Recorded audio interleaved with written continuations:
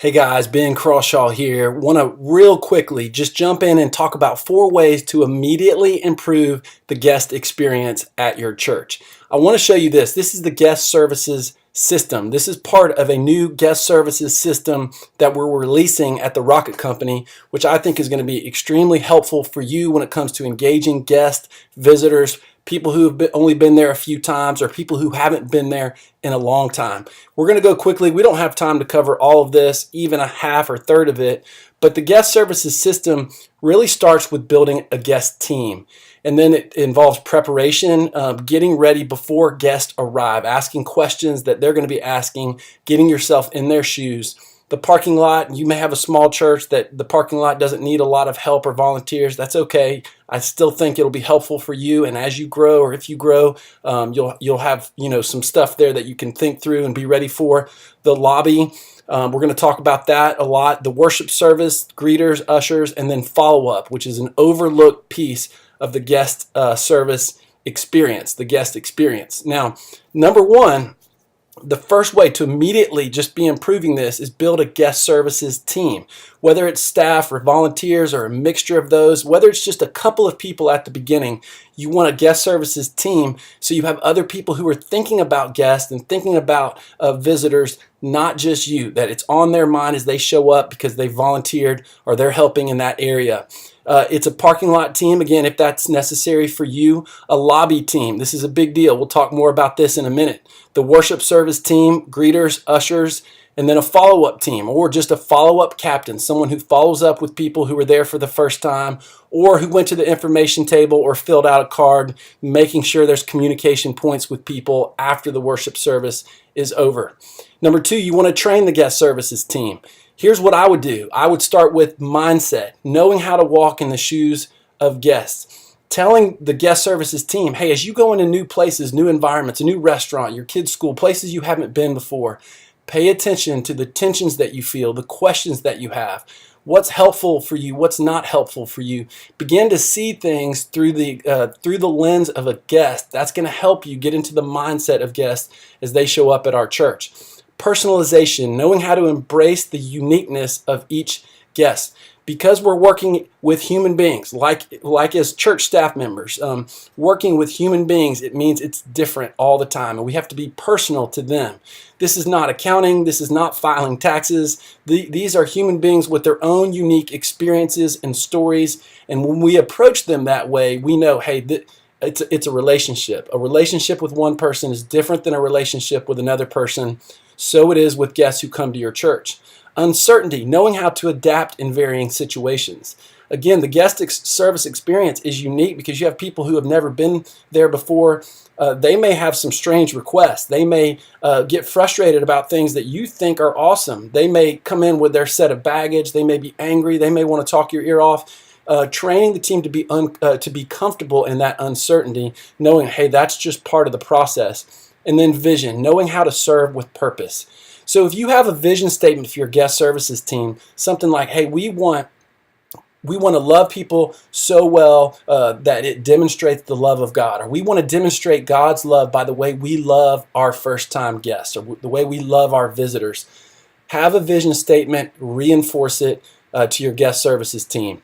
Here's an overview. Again, we include all of this in the guest services system and much, much more. We have a list of roles and responsibilities for a guest services team. Walk you through that training. Number 3 is take the information table seriously. It's an overlooked part, an underutilized part of a lobby and really of the guest experience. And so this is what I call the information table guide. And we have all of this included in the guest services system. First, put the information table in a highly visible area, in a place where there's a lot of traffic. Give it clear, visible signage. Make sure people know if they have questions or they want information, this is the place to go. They see it very, very clearly. Get help on its design, its look and feel. You may have people in your church who are great designers, or people who have decorated some other parts of your church. Get their help on helping create an information table that's an inviting place. It's a place that people want to stop by. Call the information table volunteer something like help specialist. You don't have to use that. You can find, director of information. Find some title that gives it meaning and purpose. And it's not just a person who stands there and smiles at people, although that's great. It is someone who has ownership of this responsibility. Make sure this volunteer knows what's going on around the church, upcoming events, announcements, answers to questions, or at least the right people that they can point those people to when they have questions. Just make sure that they're informed as they inform people.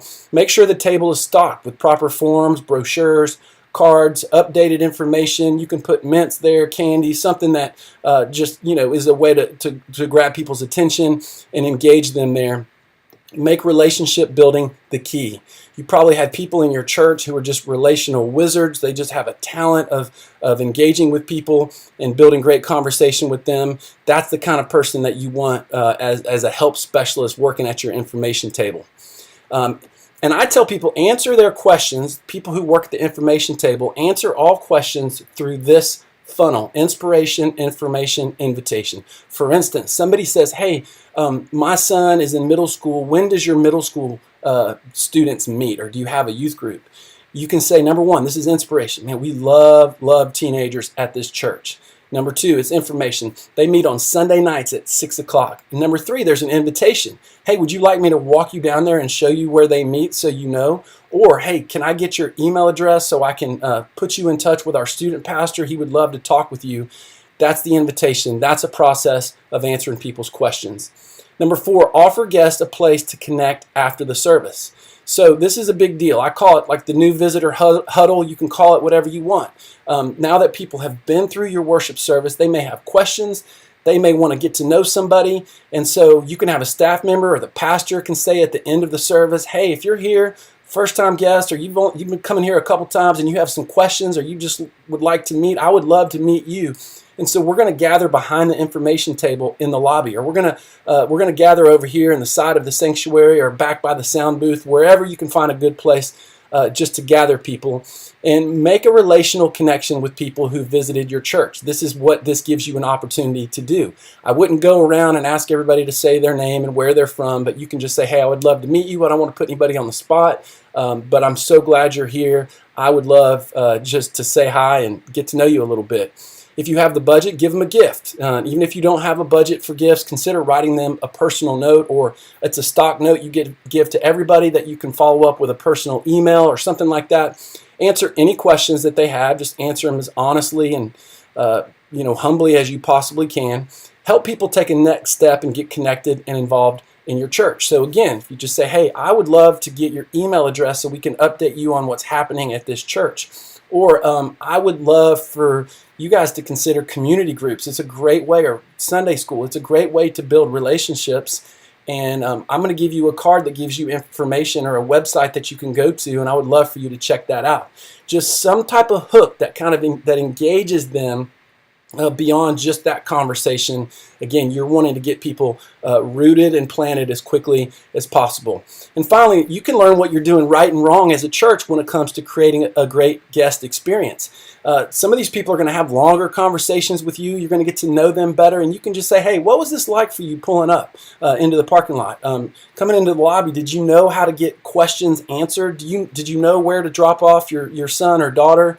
What was the worship service like as far as getting a seat, picking up your kid, all of this stuff? You can ask them questions. They're going to give you great feedback, because for you, it's been a long time since you've walked into your church as a guest. And so they're looking at it with fresh eyes, and that'll give you a lot of perspective on engaging people at your church. So again, I would love for you guys to check out the Guest Services system. It's going to walk you through all of the pieces that we've talked about and give you much, much more questions to ask, things that you can do with your team training, team roles and responsibilities, follow-up emails, information table, sign-up sheets, all that kind of stuff. So I'd love for you to check it out, and I just appreciate the fact that you guys really care about the guests and visitors at your church. Thanks, guys.